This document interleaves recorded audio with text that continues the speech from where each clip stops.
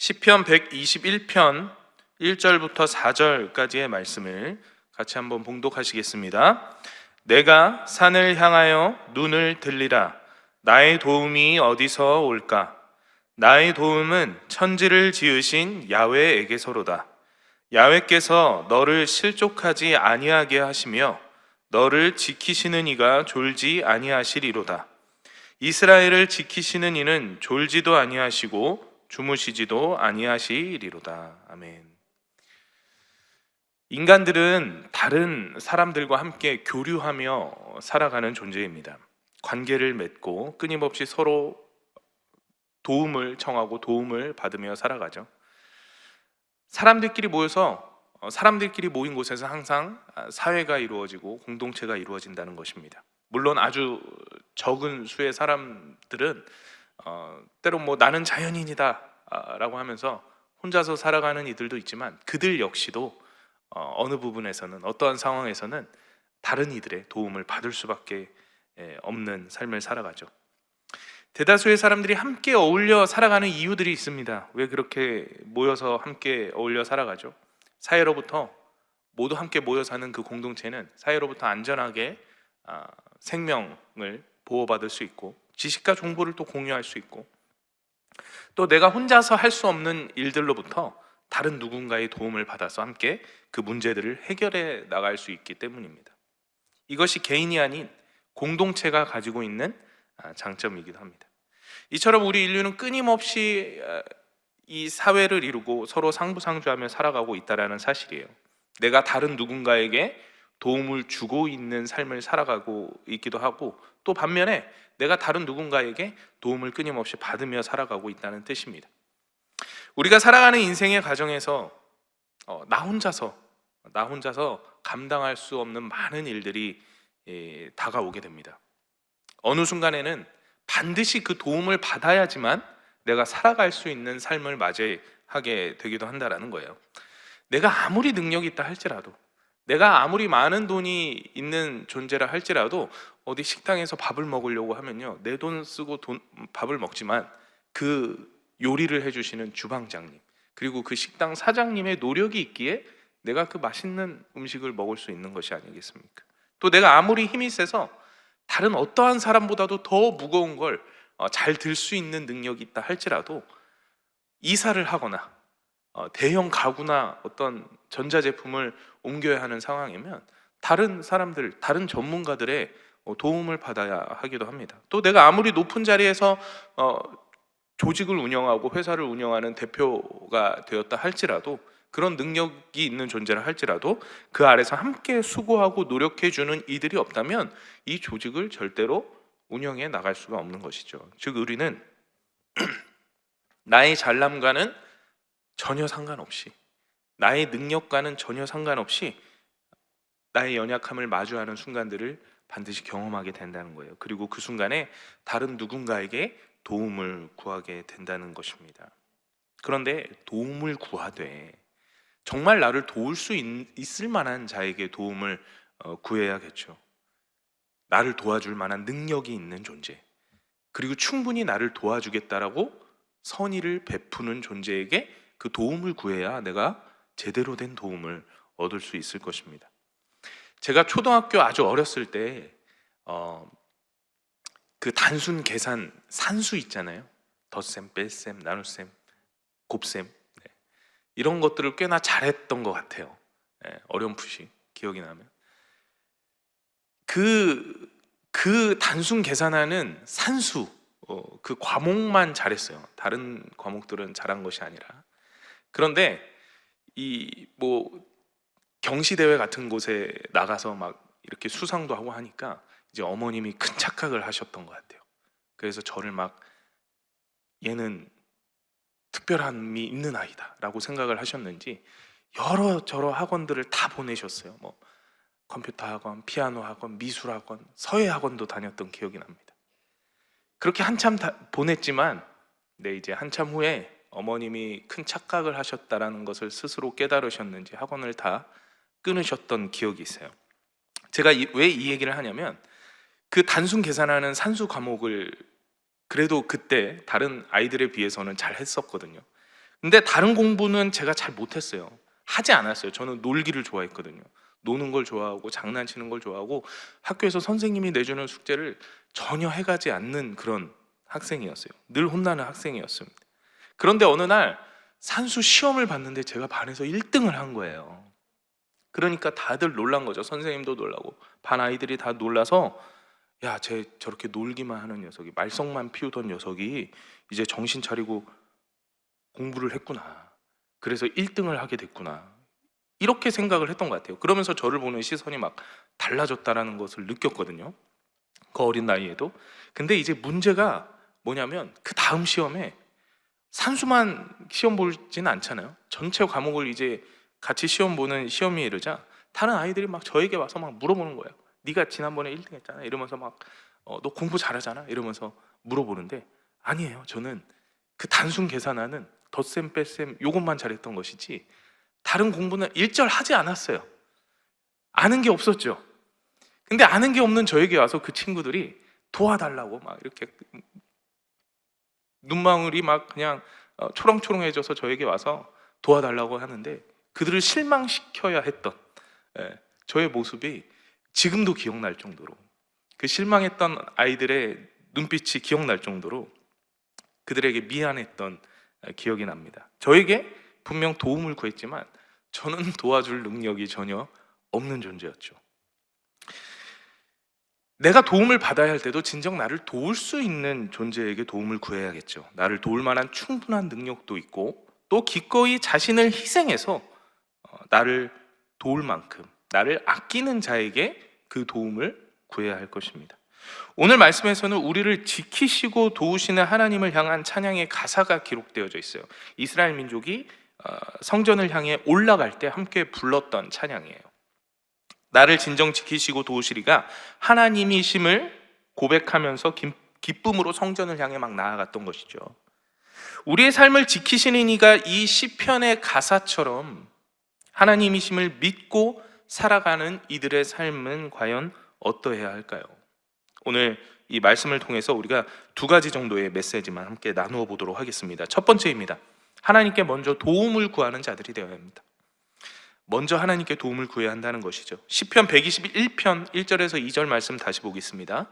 내가 산을 향하여 눈을 들리라. 나의 도움이 어디서 올까? 나의 도움은 천지를 지으신 야훼에게 서로다. 그들 스스로가 고백할 때 나의 도움이 어디서부터 올까? 그 도움의 원천지가 바로 하늘에 계신 하나님으로부터 올 것을 그들은 알고 믿고 있었다는 것이죠. 이스라엘 민족이 눈을 떠서 주변을 돌아보았을 때 무엇이 보였겠습니까? 바로 끝없이 펼쳐진 광야를 보게 되었을 것입니다. 주변에는 위기에 빠진 나를 도울 만한 그 어떤 사람도 없는 광야가 펼쳐져 있었다는 거예요. 물과 식량도 없고 생명도 보이지 않는 그 광야. 눈을 들어 아무리 주변을 살펴도 진정 나 자신을 도와줄 존재가 없었어요. 아무런 것도 기대할 수 없는 그 최악의 상황 속에서 그들은 고개를 들어 하늘을 바라보며 하나님께 그 도움을 구하는 자들이 되어졌다는 것입니다. 우리는 위기를 맞이하고 고난을 겪게 될 때 가장 먼저 인간적인 방법들을 마련하려고 노력을 합니다. 세상과 다른 사람들의 도움을 얻고자 노력을 하죠. 세상적인 도움이 내 눈에 보이고 내 손에 잡히기 시작하며 마음이 좀 평안해지게 됩니다. 방법이 생긴 것 같고 살 길이 막 열린 것처럼 느껴지게 돼요. 하나님이 기도 중에 응답하심보다 막 살 길이 열려지는 그 환경들이 보여질 때 더 마음의 평안을 누리게 된다는 거예요. 위기와 고난을 이겨낼 확률이 그 다른 사람들이 도와주는 손길 안에서 보여지는 세상의 환경 속에서 더 나의 도움이 임할 것을 느낀다라는 것이죠. 그러나 우리 이 믿음의 백성들은 내 삶의 문제를 먼저 하나님 앞에 가지고 나아가 하나님께 그 도움을 구하는 자들이 되어야 합니다. 세상에서 먼저 그 살 방법을 찾아내려고 하는 것이 아니라 하나님께 먼저 나아가 그 문제를 아뢰는 자들이 되어야 하는 것입니다. 내가 생각하고 실행하는 그 몇 가지의 방법보다 나를 살리시기 위한, 나를 지키시기 위한 하나님의 수만 가지, 우리가 생각지도 못하는 그 수만 가지의 방법이 더 큰 능력이 있다는 사실을 우리는 믿고 나아가야 하는 것입니다. 왜? 말 못하는 어린아이들이 막 장난감을 가지고 놉니다. 장난감을 가지고 노는데 제대로 작동하지 않아요. 막 제대로 합체가 되거나 변신이 되지 않아요. 그걸 옆에서 이렇게 가만히 보고 있으면 도와주고 싶어서 그 장난감을 이렇게 만져주려고 할 때가 있죠. 그러면 그 아이들이 어떻게 합니까? 자신이 해결하겠다라는 그 오기 때문인지, 아니면 옆에 있는 이 사람이 나의 장난감을 빼앗아 가려고 하는 것인지 잘못 오해해서 그 장난감을 빼앗기 싫다며 막 울어요. 분명 그 장난감의 문제를 자신보다 더 완벽하게 해결해 줄 사람이거든요. 근데 그 사람에게 맡기면 금방 모든 문제가 해결되어질 텐데, 그 존재를 신뢰하지 못하고 그 존재가 가진 능력을 신뢰하지 못하고 깨닫지 못해서 그 자신의 것을 빼앗길 것처럼 여기며 맡기지 않는 것입니다. 우리의 신앙이 그러할 때가 있다는 거예요. 분명 문제들을 맡기며 기도한다고 말하지만 정작 마음 가운데 한켠에는 어떤 마음이 자리 잡냐면 의심해요. 하나님이 정말 이 일을 어떻게 바라보실까? 이루실까? 내 기도는 하나님이 응답하지 않으시던데. 기도하면서 내 모든 짐을 맡기면서 막 응답이 이루어지는 그 소망이 넘치고 마음이 가벼워지는 것이 아니라 오히려 세상적인 방법, 인간적인 방편들을 마련해 나가면서 내가 마음의 평안을 누리게 된다는 거예요. 그러나 우리는 깨달아야 합니다. 진정 우리를 도우실 이는 바로 하나님이시라는 사실을 깨달아야 합니다. 그 문제와 위기 속에서 우리를 끊임없이 지키시고 돌보시는 이가 바로 하나님이십니다. 하나님은 하나님의 때에 원하시는 모습으로 우리의 삶을 그렇게 인도해 나가신다라는 것입니다. 이 믿음이 우리는 흔들려서는 안 됩니다. 사탄은 늘 우리의 이 믿음을 흔들기 위해서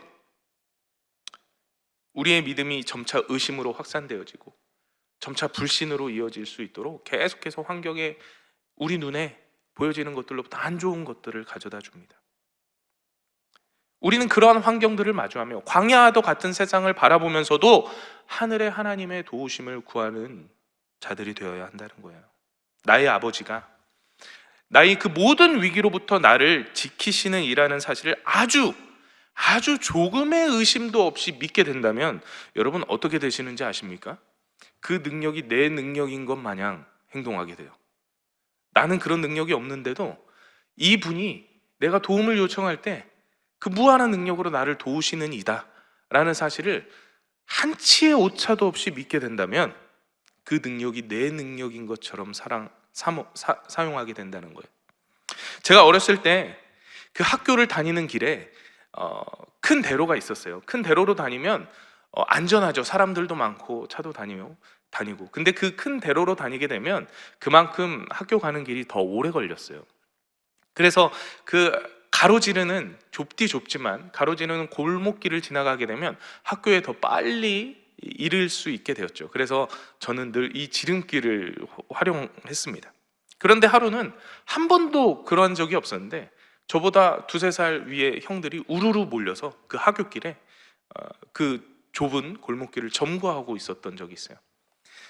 물론 그 형들도 초등학생들인지라 뭐 그렇게 못된 짓은 못했어요. 막 돈 뺏고 이런 짓은 하지 않았지만 막 저에게 위화감을 주면서 막 저에게 너 돈은 얼마 있느냐, 뭐 게임기는 있느냐, 집이 어디냐, 막 이런 걸 막 불량한 모습으로 막 저한테 물어보시더라고요.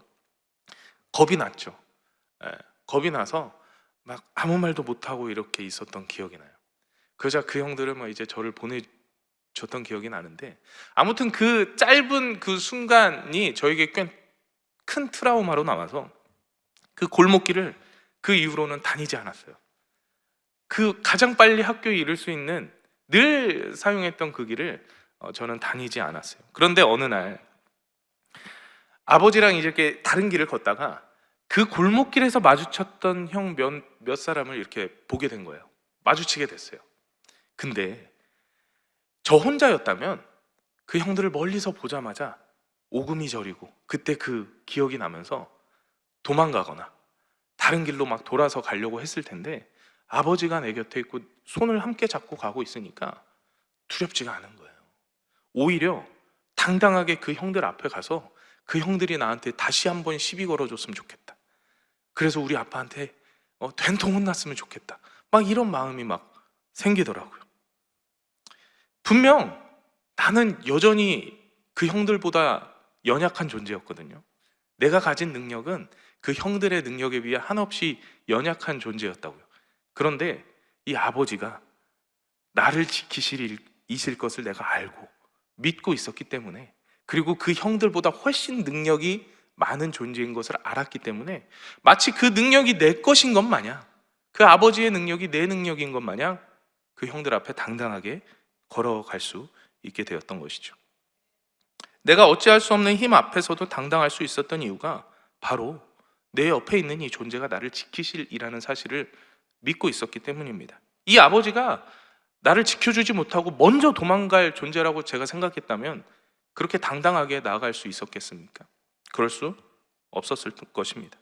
그동안 아버지가 보여준 모습, 언제나 나를 지켜주시고 도와주셨던 그 모습을 기억이 나지 않는 그 갓난아기 때부터 경험하였기 때문에 일말의 의심도 없이, 약간의 의심도 없이 이 아버지의 능력을 믿고 의지하며 그 도우심을 바라며 함께 당당하게 걸어나갈 수 있었던 것입니다. 사랑하는 여러분, 우리를 진정 도울 존재는 나를 언제나 사랑하고 지키시는 이 바로 아버지 하나님이신 것을 믿으시기 바랍니다. 이 믿음이 조금도 의심 없게 된다면 우리는 우리의 삶에 펼쳐질 그 어떤 환난과 고난 앞에서도 당당하게 그 고난을 돌파하며 걸어나갈 수 있는 존재가 되어질 수 있을 것입니다. 위기 속에서, 환난 속에서 주변부터 돌아보는 것이 아니라 하늘을 바라보며 나의 도움이 올 곳이 하나님에게로부터인 것을 깨닫고 살아가시는 저와 여러분 되시기를 간절히 축원드립니다. 두 번째입니다. 지키시고 도우시는 하나님의 백성들의 삶은 어떠해야 하는가? 바로 하나님께서 지키시는 길로 따라 나아가는 자들이 되어야 한다는 것입니다. 하나님이 지키시고 도우시는 역사를 체험하기 위해서는 우리는 진정 목자 되신 그분을 따라 나아가는 삶을 살아가야 합니다. 그 믿음의 길로 가감히 나아가야 한다는 것이죠. 하나님께서 돌보시는 과정, 우리를 지키시는 그 과정이 우리 눈에 보기에는 좋아 보이지만은 않을 때도 있습니다. 때론 고난의 환경을 통과하시게 하기도 하고 실패를 통해서 더 큰 존재로 성장시켜 나가시기도 하죠.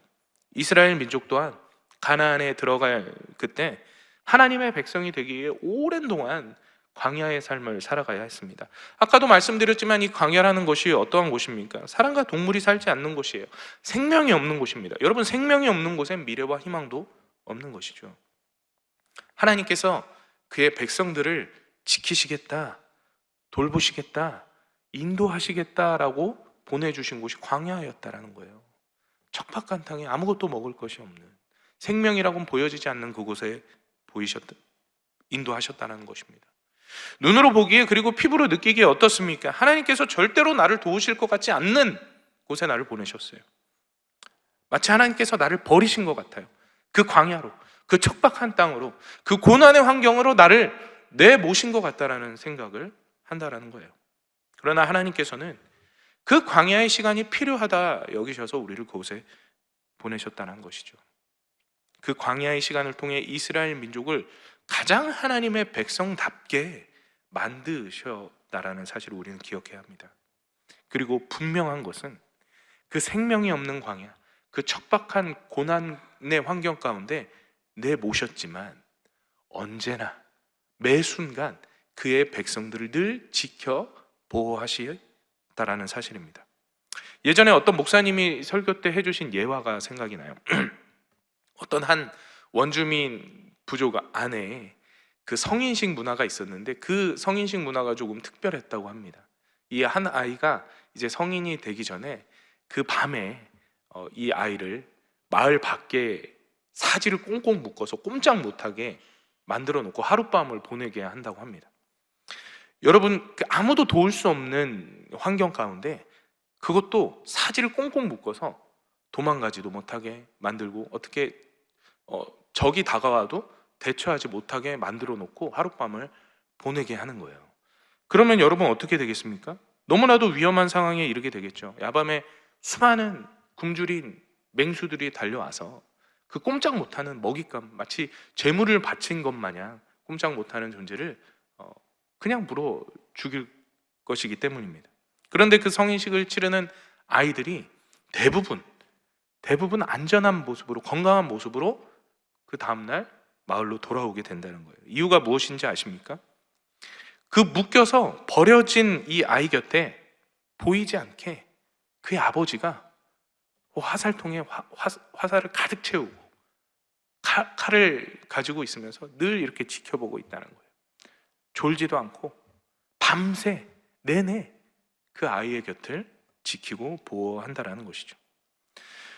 이 아이가 더욱 성숙한 존재가 되게 하기 위해 비록 척박한 환경, 고난의 환경, 생명의 위협이 있는 그 좋지 않은 상황으로 그 아들을 내몰았지만 그 아버지는 늘 그 아들 곁에서 아들의 생명을, 아들의 안전을 지키고 있었다라는 것입니다.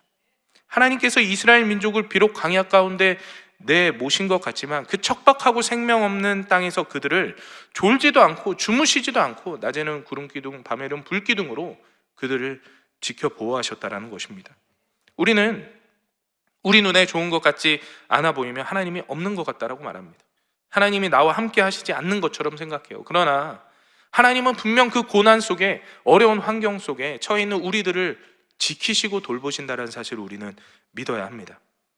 가장 좋은 것을 주시기 위해 우리를 때로 안 좋아 보이는 곳에 우리를 인도하시기도 하지만 그러할 때에도 우리 환경 가운데 역사하셔서 우리를 늘 지켜 보호하신다는 사실이죠. 그분께서 이 고난의 환경, 이 시련의 순간에도 언제나 함께 하심을 우리가 믿고 나아간다면 사망의 음침한 골짜기로 우리가 걷게 되었다 할지라도 그 목자 되신 주님이 나와 함께 하기 때문에 나는 아무런 해를 입지 않겠구나, 이 믿음으로 그 목자를 따라 나아갈 수가 있는 것입니다. 왜 강아지들이 아프면 주인들이 강아지를 데리고 동물병원에 데려가잖아요. 그런데 강아지들은 싫어해요. 가면 아프거든요. 가면 뭐 주사를 놓고 막 모르는 사람이 자신을 막 이리저리 만지거든요. 병원 가기가 싫어요. 그래서 병원 근처만 이렇게 데려가도 막 부들부들 떨고 막 낑낑대고 막 그럽니다. 아프니까, 그 치료의 과정이 아프니까 가기 싫은 거예요. 분명 자신에게 좋은 일임에도 불구하고 정작 자신 눈앞에 보이는 것이 주사기의 바늘이 보이고 모르는 가운 입은 사람들이 막 약품 냄새를 풍기고 하니까 가기 싫은 것이죠. 그러나 강아지의 주인의 마음은 어떻습니까? 그 강아지의 회복과 건강을 위해서 지금 잠깐의 아픔에 처하게 데려가는 것이죠. 인도하는 것이죠. 강아지를 버리기 위해, 아프기 위해 데려가는 것이 결코 아니라는 사실입니다. 우리가 하나님 아버지의 마음을 알고 그분이 변함없이 날 지키시고 돌보실 것을 확신한다면 우리가 때론 그 아픔이 있는 곳, 고난의 환경이 있는 곳, 생명이 없어 보이는 그 척박한 땅에 놓여져 있다 할지라도 우리는 두려울 것 없이 목자 되신 주님을 따라 나서야 하는 것입니다. 찬송가 323장이 부름받아 나선 이 몸이라는 찬양입니다. 이 가사의 고백이 얼마나 담대하고 힘이 넘칩니까? 어디든지 가겠노라 고백을 하는 모습을 볼 수 있죠. 괴로우나 즐거우나 아골골짝 그 빈들에도 주님 인도하시는 그 길로 나가겠노라 고백하고 있습니다. 이 찬송의 가사와 같이 주님이 어디로 나의 삶을 인도한다 할지라도 그분이 나를 지키실 것을 의심치 않고 그분을 신뢰하며 그분이 나를 도우심을 소망하며 살아가는 저와 여러분 되시기를 간절히 소망합니다. 그러한 우리의 삶을 통해 하나님이 우리를 더욱더 세우시고 성장시켜 나갈 것을 기대하며 살아가시는 자들 되시기를 간절히 소망합니다. 기도하시겠습니다. 살아계시는 하나님 아버지, 감사합니다. 오늘도 믿음으로 이 자리에 주님 앞에 나왔습니다. 우리가 언제나 주님의 택하고 부름받은 자녀로 이 땅에 살아가며 주님을 신뢰하며 의지하며 살아가는 자들 되게 하여 주시옵소서. 나를 지키시는 하나님을 온전히 신뢰하지 못하며 살아갔던 우리의 삶을 회개하기 원합니다. 세상 속에서 세상의 힘을 더욱더 신뢰하고 세상의 도움을 더욱더 간절히 소망했던 우리의 연약함을 주님 앞에 아뢰오니 주님, 세상 속에서 세상을 구하며 나아가던 우리의 모습들을 변화시키셔서 주님을 온전히 신뢰함으로 내게 닥친 그 모든 환난과 역경을 돌파해 나갈 수 있는 능력의 자녀들 되어줄 수 있도록 인도하여 주시옵소서. 우리가 살아가는 그 삶의 하루하루가 그렇게 능력 많으신 주님만을 의지하며 동행하며 살아갈 수 있는 믿음의 삶이 되어질 수 있도록 인도하여 주시옵소서. 우리가 겪는 그 어떤 고난의 환경 속에서도 우리의 목자 되신 주님만을 따라 나아가며 사망의 음침한 길로 나아갈지라도 주님만을 신뢰하며 따라 나아가는 주님의 복된 자녀들 다 되어질 수 있도록 축복하여 주시옵소서. 하나님, 이 귀한 예배 자리에 나오며 또한 예물 드린 손길도 있습니다. 주님께서 축복하여 주셔서 언제나 주님 채우시고 돌보시는 그 은혜를 경험하며 날마다 우리를 지키시고 돌보시는 주님을 체험하는 주님의 복된 자녀들 되게 하여 주시옵소서. 오늘 우리가 살아가는 이 하루의 삶 속에서도 주님과 동행하는 은혜가 넘쳐 흐르게 하여 주시고 모든 일에 주의 사랑이 흘러넘쳐 주님의 지키시고 돌보시는 은혜의 손길을 누리며 살아갈 수 있는 우리의 귀한 하루가 되어질 수 있도록 인도하여 주시옵소서. 함께 하시고 역사하실 주님만을 찬양하며 나갑니다. 감사드리며 이 모든 말씀 예수 그리스도의 이름으로 기도드립니다. 아멘. 하늘에 계신 우리의 아버지여, 이름이 거룩히 여김을 받으시오며 나라가 임하시오며 뜻이 하늘에서 이루어진 것 같이 땅에서도 이루어지이다. 오늘 우리에게 일용할 양식을 주시옵고 우리가 우리에게 죄 지은 자를 사하여 준 것 같이 우리 죄를 사하여 주시옵고 우리를 시험에 들게 하지 마시옵고 다만 악에서 구하시옵소서. 나라와 권세와 영광이 아버지께 영원히 있사옵나이다. 아멘. 우리 주님께 영광의 박수 올려드리겠습니다. 이제 함께 통성으로 기도하는 시간입니다. 우리 나라와 민족을 위해서, 우리 여의도 순복음교회와 이용훈 대표 총회장님을 위해서, 그리고 여의도 순복음 분당교회와 우리 황선욱 담임 목사님의 목회 사역을 위해서 함께 기도해 주시기 바랍니다. 교회 재직과 또 주의 종들, 또 파송된 선교사님들을 위해서, 선교지를 위해서 중보해 주시기 바랍니다. 그리고 가지고 나온 우리 개인의 각 기도 제목을 위해서 또 오늘 하루도 성령 충만하여 살아갈 수 있는 우리 모두가 되어지기를 소망하면서 이 시간 주님의 이름 3번 부르짖고 간절히 기도하며 나아가겠습니다. 주여, 주여, 주여.